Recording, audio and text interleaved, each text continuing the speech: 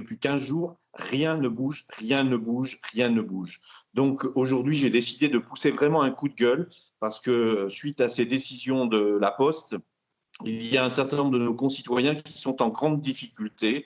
Le sujet le plus important et le plus urgent, ce sont les personnes vulnérables qui sont confinées, des personnes âgées qui sont dans les hameaux, dans des maisons isolées et qui, pour certaines d'entre elles, n'ont pas de moyens de paiement modernes de type de carte bancaire ou même de chéquier.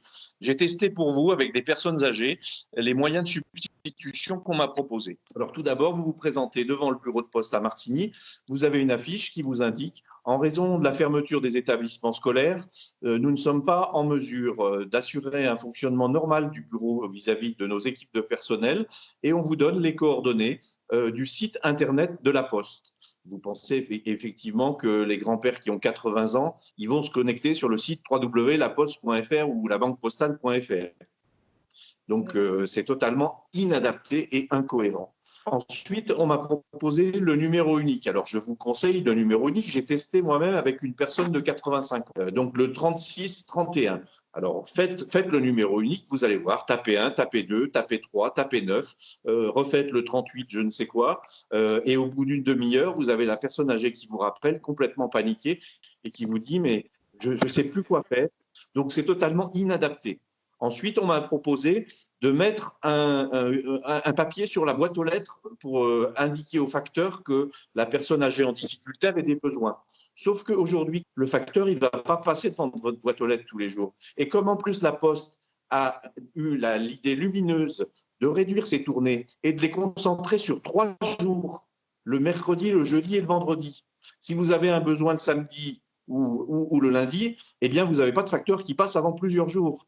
En dernier recours, on m'a proposé d'envoyer les coordonnées précises des personnes avec leurs coordonnées de leur compte postal à mon interlocuteur privilégié à la Poste. J'ai testé pour vous avec plusieurs personnes âgées de ma commune. Ça fait 15 jours qu'elles attendent leur argent. Donc, c'est intolérable que la Poste se comporte de la sorte avec des personnes vulnérables. Donc, on fait du bricolage.